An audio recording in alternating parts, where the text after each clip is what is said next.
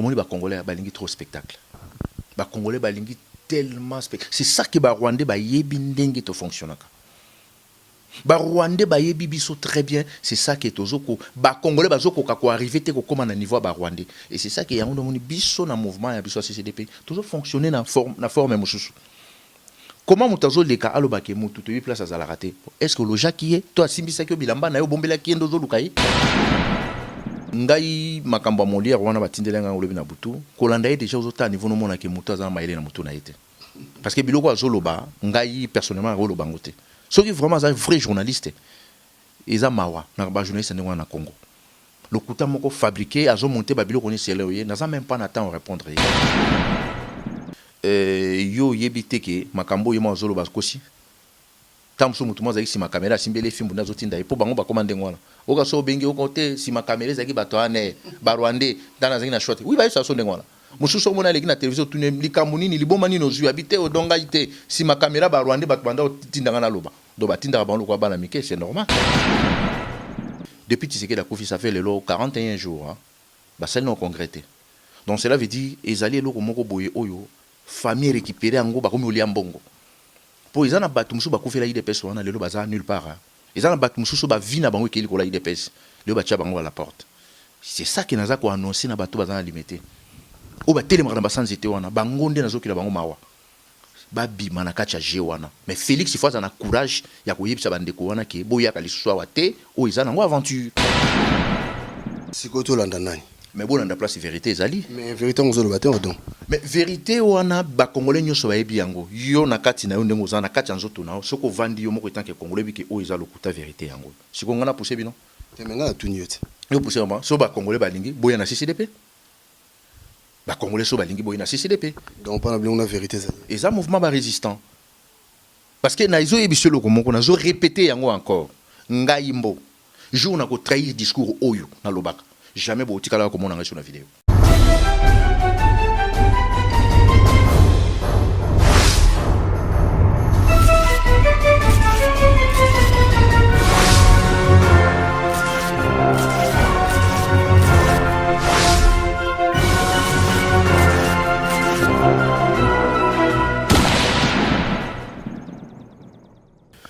Bonjour et merci encore na bino nyoso oyo bo disposera vraiment pas na bino Rolanda biso na nzela ya bilili boye o ezali émission na bino tolo la vie na site na bino www.kleboa.com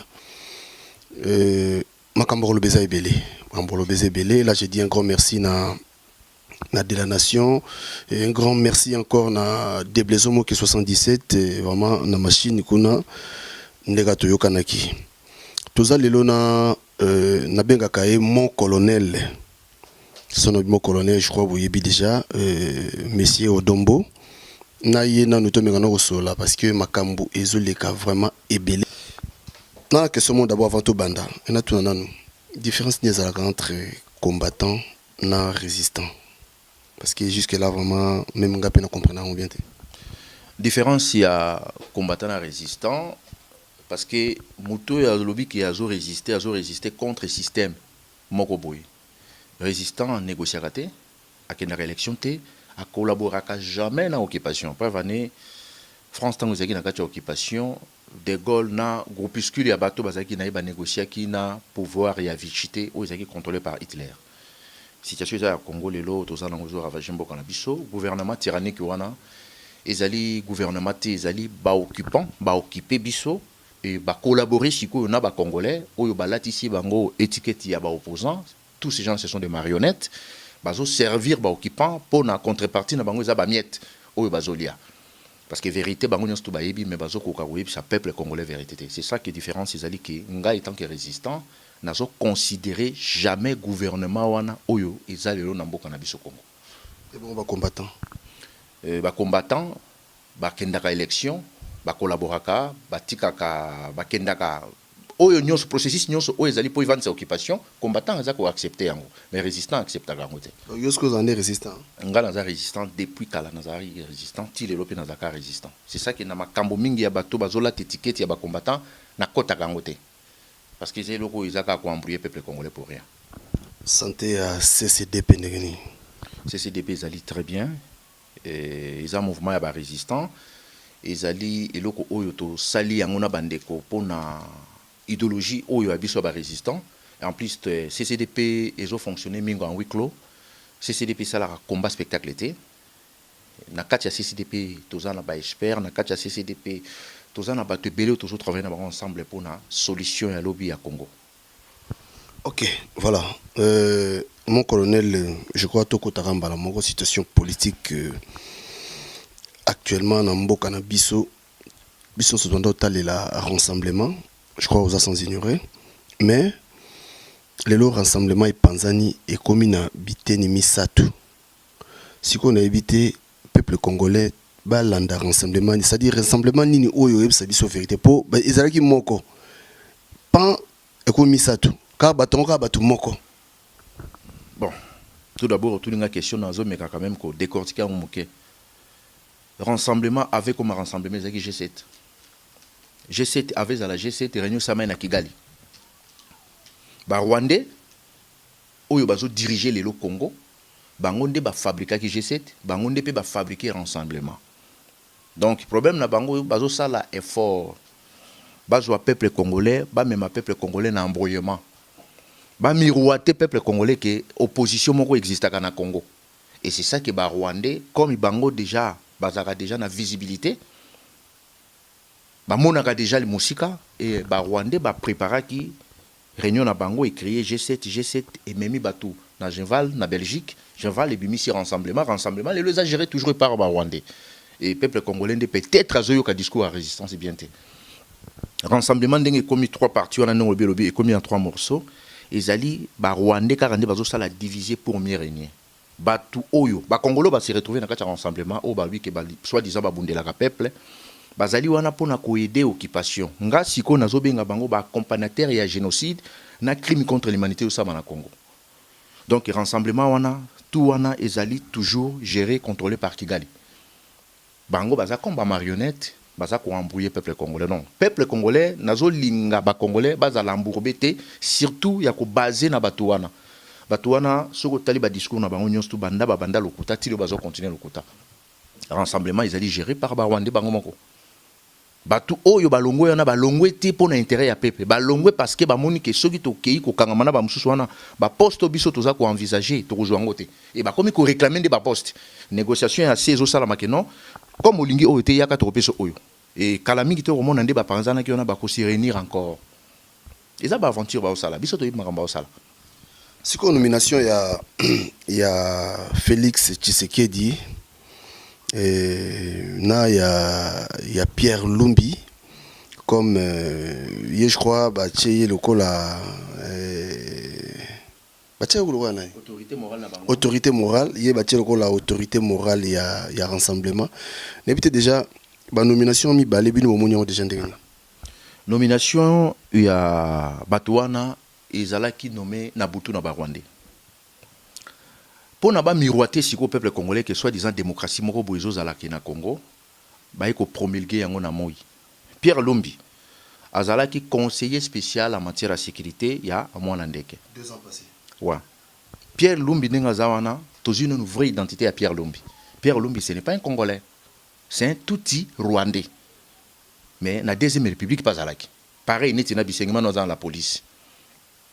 Soko tali ba directeur ba fonction au Pierre Lumbi asali na Congo. Ba makamunyo surtout depuis abandaki na Kanambe. Na opesa moi parenthèse moke.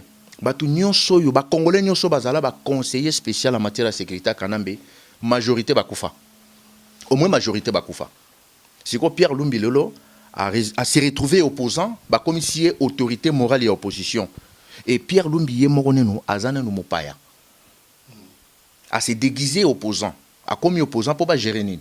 Et c'est ça qui n'a eu ça qui Kigali ndazo contrôler situation nyonso tozo mona na kati ya Kinshasa. Même nomination ya Félix Tshisekedi.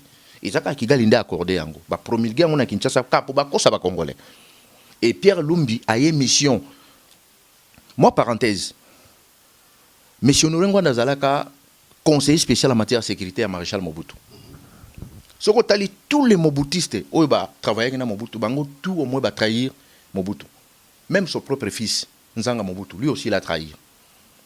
mais ti lelo me sonora trahi non Mobutu te. À part ndenge ya mobiliser ba congolais, mais jamais pas Mobutu ayi sabino que non Mobutu non. Asa toujours na l'alignement nae. Au moins majorité ba Mobutiste ba trahir. Est-ce que tu es sûr que Pierre Lombi na bino wana aye na opposition na bango wana lokuta wana pona kanamba longa na pouvoir? Donc ce que ndimi biloko ndenge wana na éviter peuple congolais ba ozoyi Dieu ndenge nini? Donc cela veut dire bango baza ko embrouiller peuple congolais. Na kati wana IDPS Palou ils ont reçu ba parti politique ba congolais te. Ba Rwandais nde ba koma ko gérer yango. Mais tellement IDPS bazolinga koyebisa peuple congolais vérité te, bazo continuer ko embrouiller peuple congolais. Palou kutu baza ba collabo moko un peu moi gentil. Ba koti na kati ya système, ba vanda la bango calme. Parce que soko ke na Palou na famille ya Kizenga. Baza na droit à vacances, baza na droit à voyage gratuit et baza na droit ya ko dédouaner biloko na Congo gratuit. Côté ya Kizenga. To yesko kota Tshisekedi. Ba Félix baza na droit à vacances gratuits, soins médicaux gratuits, douane gratuit. Donc baza na kati ya majorité présidentielle ya occupation. C'est quoi ba combattant oyo ba combattant debout o bazala vraiment na mboka bango ba makambo na te. Bon, bandeko ba telemaka na limité bazelaka vérité des urnes to état des droits bazaki na slogan na bango mo bandeko lo ba le peuple d'abord. Na ebité mikolo so eke wapi. Ngai conseil na ko pesa na bandeko ba telemaka na limité et tant que ba frère na nga ba congolais.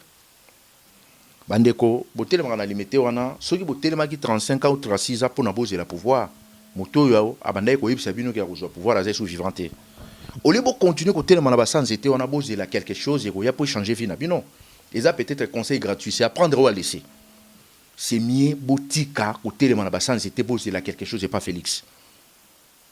Félix aza na kati ya G azo jouer déjà G azo lia dia bambongo na ye prévenir sombi banda ko na Belgique aza na vie na ye déjà abandi ko sepela na vie wana. Bandeko bozo telema na ba sans été wana na yebi misusu boye ki on attend na âge à 20 ans lelo comme na 5 ans quelque parce que so telemi déjà 30 ans na sans été moko bo jouer le côté au se trouver na âge ni so ouais na 20 quelque so telemi 30 ans au comme na 5 ans quelque musu pas ko comme na 60 ans. Félix Tshisekedi toza ba congolais bisoto tozala ka place mona Saint-Denis na restaurant ya vieux moko na garder kombo yebi malobo to bandai ko solola o yebi nde to solola ensemble en famille tant que ba congolais o bandai wana na message ozo yebisa ye na ça Félix directement o yebi nde ko bandai ko benga garçon imposteur ils a même na ba vidéo sala ozolo ba ki mutu wana za Rwandais Rwandais na vidéo lo batem Rwandais o benga imposteur mais Rwandais lo bango en face tant to anda ko solola Félix sala na motema malamu yebi sa bande ko ba yaka ko traîner na limité yebi sa bango vérité ke o li ko sa bango que baya kana bango isusu te ba kende ba débrouiller vie na bango l'essentiel moteur kenda ta ko sala commerce mo quelque part peut-être à cause de quelque chose que ayina ba séance te wana azozela eloko moko boye merci moko boye ko apparaître à continuer koko sa bango à quoi ça sert ta la santé ya bande ko wana ta la habillement ya bande ko wana ozomona ki bato bazo souffrir ba oumi déplacement ba misu ba 30 ans na so bien et il va continuer vendre pourquoi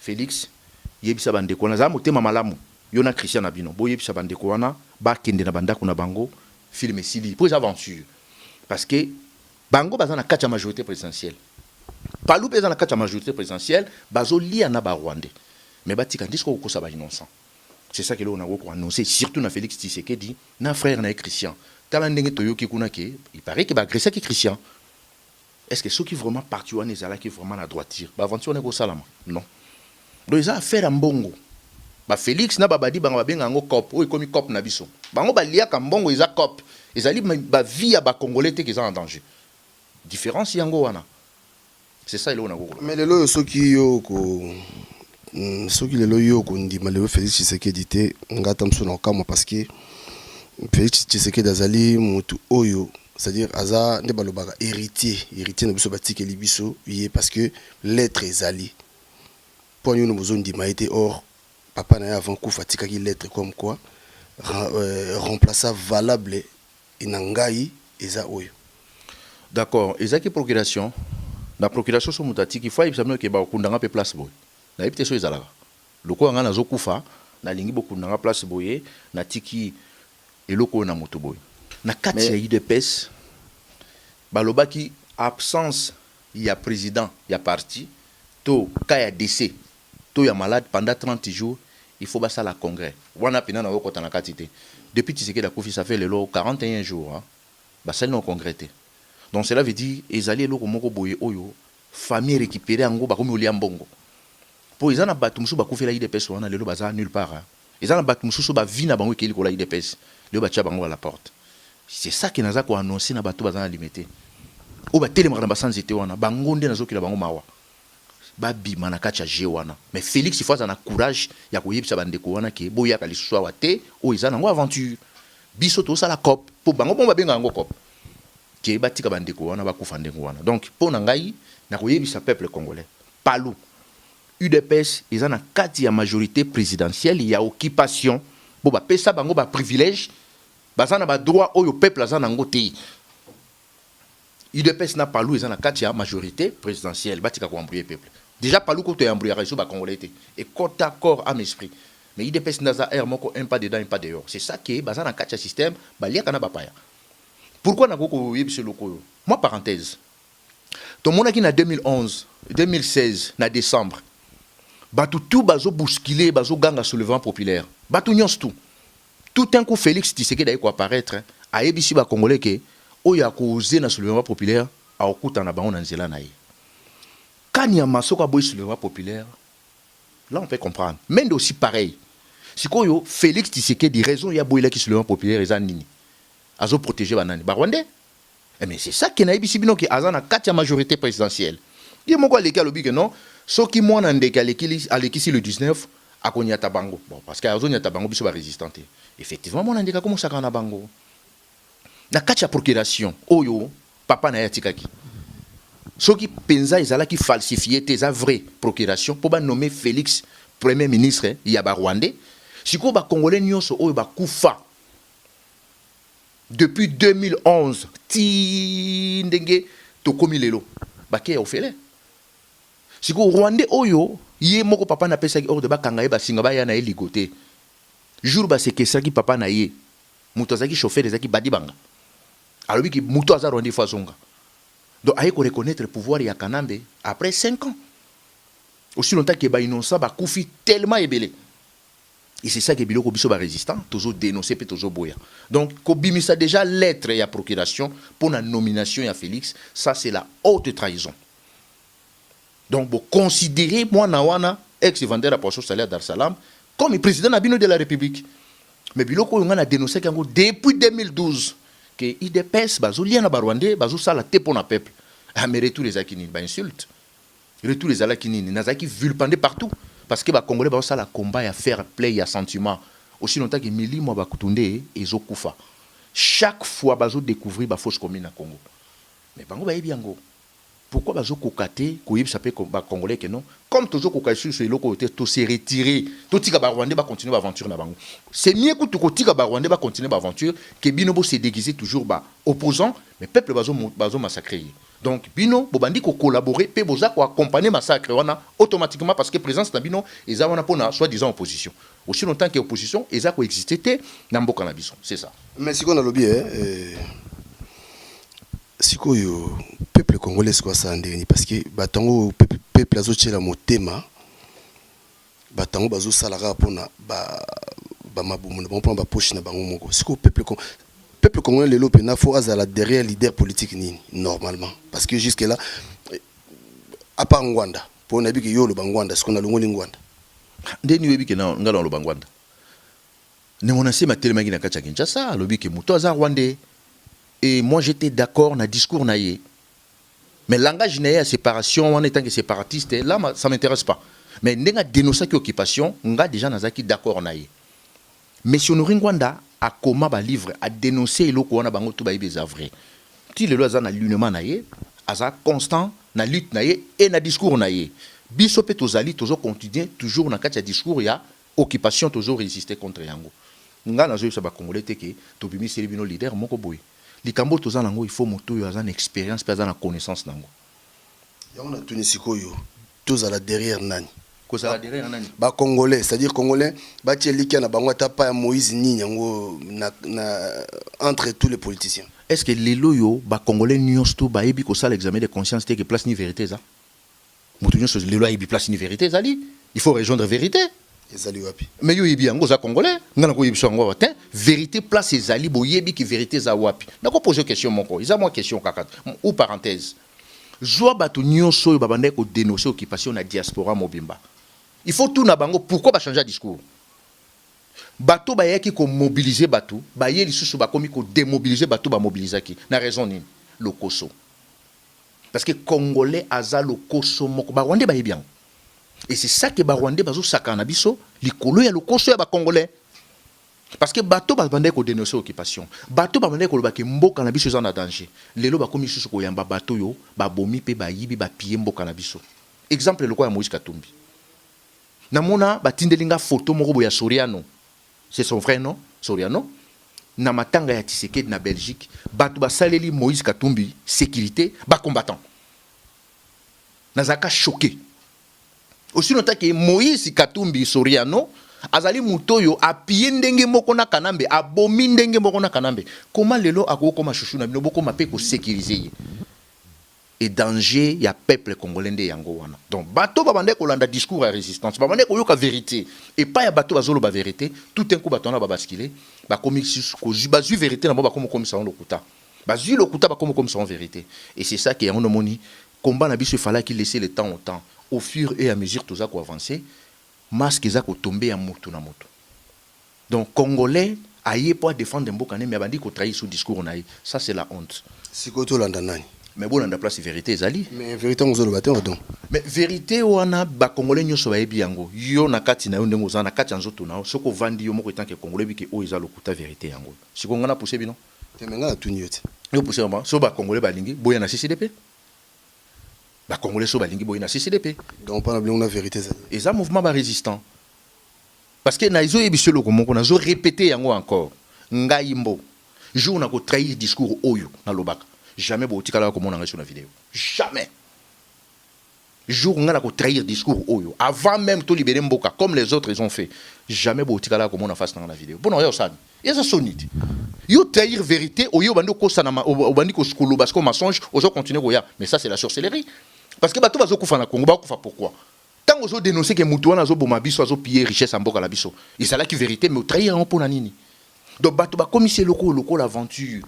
Aussi longtemps que oyo tozo sala lelo et ko rattraper biso lobi. Moi ba vidéo to sala et otika la ba dégagner so bato ba sala ba vidéo et ça na mo komusu ba otielo ngo komo ba keno ba limbisa mais oza trop tard parce que vérité place ezali vérité il faut otika na vérité. Tant on a lo baka keno papa na biso Tshisekedi azo collaborer na ba Rwandais. Mokili mo betene bela yangata. Yo monanga na changer qui? Non, na yeba que ça vérité. D'ailleurs vérité, ils n'arrivent jamais la majorité n'est pas dans la vérité. Minorité n'est pas dans la vérité.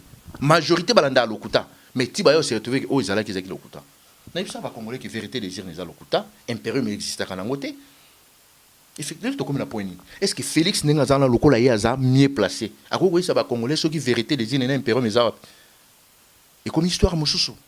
Ce qu'on a bien tango lobi tango beti solo wana ozosinga manda mbusima muke tozo mbusima muke na matanga na mono kyote odo na matanga mais tango kestela kufaki babwa kibe batumso ba matanga te je peux abwa ko ke matanga mais au mona ki vidéo moté circuler ki babi ke biso mele ba champagne au mona kanté oza mota immédiate à part nos vidéos wana na moni ba inbox na moni même na ba mail nga mususu akala bato bazokoma et bato bazokoma na yebi bango mari ba komina ba komba lokuta na zaki soyez les bienvenus ko na te nga pe na kete ngai mo pe na beke no kenanga te avant que tu bango ba isanga ke goyate nga mo pe na kenanga te ngoza lumbe mo non mais Moïse Katumbi Kuto azalaki directeur ya campagne ya Kanambe ya 2011 na ngana zo lumbe te nazalaki te pour na makambo nga osala Moïse Katumbi Soriano oyo azalaki directeur ya campagne ya mwana ndeke na 2011 tango bango ba bimaki bazoloba ki ba yibi biso ba vérité des urnes ezaki Katumbi Soriano aye kuna ba sele sécurité siko nga muta touchenga. Donc avant de nous toucher au don il faut Katumbi Soriano kutunda linga kavana même pas na kiti. Et ça font des commerces. Katumbi a yibi na katanga azotambola na ba milliards na ba poche na ye azobwakila ba congolais ba miette ba congolais ba komolanda ye. Ba yibi simino ke mutu wana za Zambien ce n'est pas un congolais, aza mafié aye ko détruire mboka. Soriano Katumbi a futa ba petit ya mazembe ba jora mazembe ba dollar ba ki ko changer ba faux dollar. Babengi ya ibisi bango sa mbangu na bosani donc a changer ki place donc baza batu mo basali ba magui moko ebele na mboka na biso lelo na katanga batu bakoma obela malade à pote pona ni bazo likisa ba minéraux moko ezaka protéger na bamboko biso zali yoyebi bazo le kisango na ba grand car na ba bâche peuple wana a déjà affecté. Mais les lots, les Congolais vont soutenir. Donc déjà, présence ya Soriano Katumbi, ils ont touché à ba toucher en côté. Oh ya iba qui bango ba vérité na bango des urnes. Si ko ngai non sont qui même pas touché vérité des urnes toucher nga, c'est aux malades. Odombo, les lots yo makambo nyos tout makambo tout vient à biso H. Papa Honoré Ngwanda zo bani na makambo tout. Bon, monsieur Honoré Ngwanda azana en bonne santé, aza congolais, azo sala lutte naie. Et combat et résistance au hier salaka parce que tout une question n'a qu'à répondre dans la place n'a été le roi penaza pe cadre par côté n'a qu'à jouer que n'a répondre dans le cadre à par éco via en bonne santé azo continuer l'itnae et tant que congolais azo na l'itnae azo continuer nango makambo sur sala maso mon année ngo a ebine ni azo continuer l'itnae mais azo lo banini kasina makambo tout makambo yo rassemblement saliboy parce qu'il y a eu moins silence moko bo mikolo vraiment eu moins silence pourquoi. Parce que atabat baboya me toyo kaka et puis ça batu moi mayele mais pour nous autres mais makambo ya ba rassemblement makambo Félix a osala premier ministre bazolu ka primature via dénonçant ça fait combien de temps via le bien banda kala ba on est koloboa kazo ko ça bango bazana na ebiso ki bazana kati majorité présidentielle biso ba résistant ils a ko intéressé bisoté boni via kasi via H boni via zanaye ngaza ni sika morote azana ngaza rapina kwena ngaje pas na anglais na via vanda wapi kasi yo tu nga ndeni nga na za commissionnaire banda côté ngapi na za l'état te na pesa batu banda côté otu nga pourquoi bongo babi mutu yango mutu balanda ka place avanda ka yeba na raté misu babio mikolo comme na Maroc ozana besoin loger tenga na tuna kwa ah bon mais batu wana so bazana besoin ba mona déjà place moi sans abri. Au moins, les Congolais balingi trop spectacle. Les Congolais balingi tellement spectacle. C'est ça que les Rwandais ba yebi ndenge to fonctionne. Les Rwandais ba yebi biso très bien. C'est ça que tozoko. Les Congolais bazoko kako arriver te ko comme na niveau ba Rwandais. Et c'est ça que yango moni biso na mouvement ya biso CCDP. Toujours fonctionner na forme mususu. Comment mutazo leka aloba ke mutu to yi place azala raté. Est-ce que le Jacques est toi simbisa ke bilamba na yo bombela ki ndozo lukai? Rien. Est-ce que zo luke pourquoi? Ah ça na ina mokili. C'est mieux tout nzambe razara puis peut-être nzambe mutazali omniprésent omnipotent omniscient et bi place na ko collection ke mutonga za koto niveau papa Molière popoli ya nzambo na ebité bon ngai makambo Molière wana batindelenga ngolobi na butu kolanda ye déjà ozota niveau no mona ke mutu azana maile na mutu na été parce que biloko azoloba ngai personnellement ngoloba ngote soki vraiment un vrai journaliste eza mawa na ba journaliste ndengwa na Congo le couteau moko fabriqué a monté babilo koni seleoye n'a même pas n'attend répondre est-ce que batindi était tata lokola ye aki ko vanda azo pesa maçon joye mo ebi keza lokuta aza journaliste mboka wana yebi makambo wana est-ce que akosi mrambalo yo yebi teke makambo yemo azolo bakosi tamso mutu mo zaki ma caméra simbele fimbu nazo tinda e po bango ba komande ngwana oka so bengi okote si ma caméra zaki bato ane ba Rwandais dana zaki na shot oui ba ça so ndengwana mususu mona leki na télévision tune likamuni ni liboma ni nozu habité odonga ite si ma caméra ba Rwandais bato banda tindanga na loba do batinda bango kwa bana mike c'est normal batinda bango tout comme il est presque na suka odombo yebisa peuple congolais loba moko bazolanda biso bon chers amis tokota na banda ko na bino na forcité tokota na banda ko na bino pona Congo ngai personnellement na sala eloko te na za vedeta motute naza pe starté naza pe na besoin na yebana te naza pe na besoin na za danger te nzambe tanga sala ki biso ba congolais tanga pesa ki biso Congo a pesa ki biso mabela poto défendre ngo peut-être présence na ngai ezalaka pona ko défendre mabele po nazaki eloko osala te nazaki na makambo ebele ona ko sala ona ko s'occuper vie na ngai na ndenge na ngai naza pe na ba moyen na zupe mbongo ebele mais so na ndima ke ezala esute pour la vérité oyo toyeba ke eza vérité pe situation tozala ngone na Congo ba oyo nyonso bozo mona na Congo balati étiquette ya ba opposant o balati la rabino ba costume na ba cravate bazali ba criminel ba fausse commune bozo mona ezobima na ba chikapa ezobima na Kananga ezobima na Nord Sud Kivu ezobima na Katanga na ba Congo na Kinshasa partout na Équateur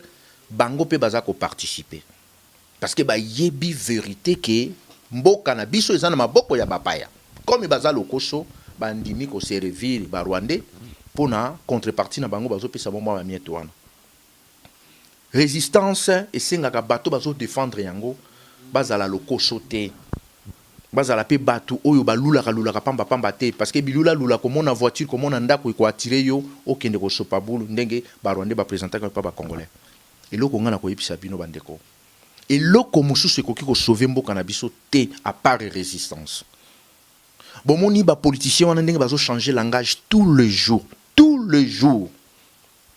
to komi lelo na situation oyo ke Congolais nyos asali déjà analyse na ye azo comprendre danger nini mboka na biso ezana ngo pe azo yeba nani azo lo ba vérité pe nani azo kosa bato bazo kosa wana bakosa kapona ba intérêt na bango ba rwande ba tieka bango wana po bakosa même fausse commune ya Maluku ezalaki créée par les opposants congolais na butu bakende ko zombongo na mbandaka na moi bazongi babimisi peuple congolais libanda tomona résultat ya fausse commune à Maluku na fausse commune wana ti lelo balobelaka yango te parce que ba rwandais bapekisa bango bolobela yango te nazo sala kaka appel na ba congolais boya ko rejoindre biso na résistance bolongano na ba distraction wana oyo bozo kota nango surtout ya makambo ya musique bozo lobela yango tellement trop eloko wana eko sauver nation na biso te nga nazo benga bino na résistance pour na to défendre intérêt ya mboka biso bato toza na diaspora est-ce que congolais oya kokoka maison de retraite da bamboko biso tozali na yebite soka zali bomoni ba opposant wana accompagnateur ndenge ba embrouiller bino ba kotisi bino na kati ya tourbillon bozali lo embourbé ba rwandais ba se déguiser pe ba komi ba opposant na kati ya opposition na bango kanambe pe lelo a se retrouver opposant na nzela ya Pierre Lumbi.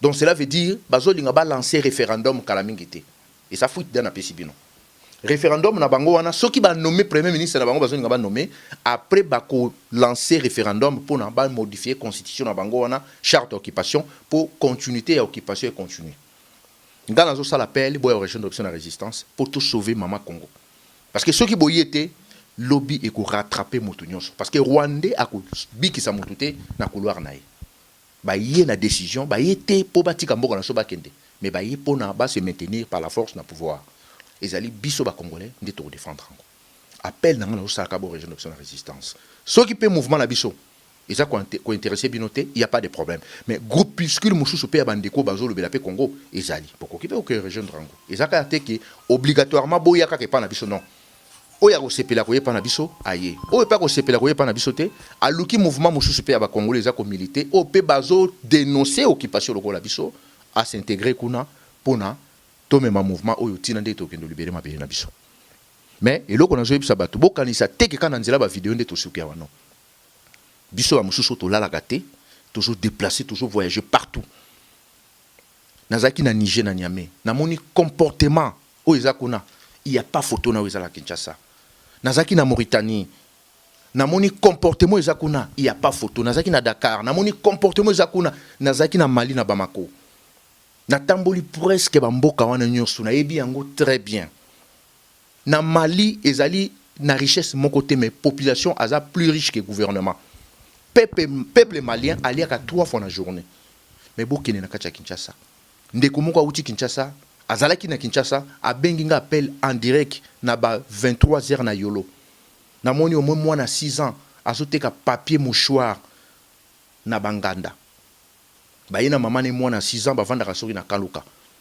bazoteka papier mouchoir ça coûte combien ozo gagner combien mwana 6 ans donc souffrance dans la kachamboka na biso c'est inacceptable humiliation toujours subir ba Rwandais bazui to ya immobilier ba matisi yango ba komi ko somba siko ba quartier et ça stratégie mobile occupation sur ça là bazui ba vrai coopérateur économique congolais ba comme si ba pauvre ba créer asika ba créer ba pakistanais ba créer ba chinois ba créer ba indien ba créer ba libanais ba kotisi bon na kacha système magui et bakisami biloko wana nyonso toujours travailler sur yango ngala zo sala peine ba congolais boya ko rejoindre résistance bo kiper les sous ba opposants wana te bazo jouer jeu ya ba occupant bazo passer bino temps pour rien résistance basala ranguna bato makelele te résistance ezaka ki végétarien te résistance ezali état d'esprit nazo sala peine ba congolais boya ko rejoindre biso pour na tout sauver mama Congo et le mosusu tango ko lobeza te merci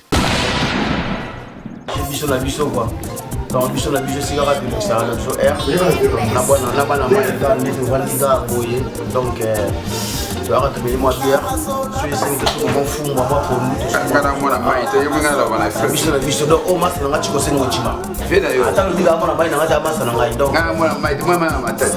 tu ba kana et tout ça bali chez biso na biso donc tokos enyama biso maison Gaïa amaso yo okuta tout za la boka marque tout aki yangola tout awezali chez biso na biso ba damas ko ba kuti tout au ta Belgique va filmer tout ça là awezali dans la présence en norme de Lyon avec style avec Pichu Bilili nous en plein donc on a plein de néons ça là donc la mission c'est moi que tu vis l'image voici l'image à moi là pour la ça fait un million de mois on va petit aussi on va petit là on va mariage venez vous c'est donc mission la mission pour la santé ah vous avez so le monde qui chasse à notre collègue sur la mission dans nos amis ngolo mozanga moi nikia moi taba comme d'accord oui toye lisusu semisi biso na biso ngai mope wana eroyi masolo butiki oyo ezali butiki ya number 1 ya mboka oyo masolo omezokenda liboso ndenge boyebi akei na makila donc ntango okomi okosepela okozonga bien donc na bandeko place nyonso bazali so bokomi na Lyon adresse na biso ya li 47 route de Vienne Lyon 7e donc place nyonso bozala oki tram T2 station route de Vienne kala mingi te omoni biso na biso donc boya ebele oza kozela bino boya ebele merci.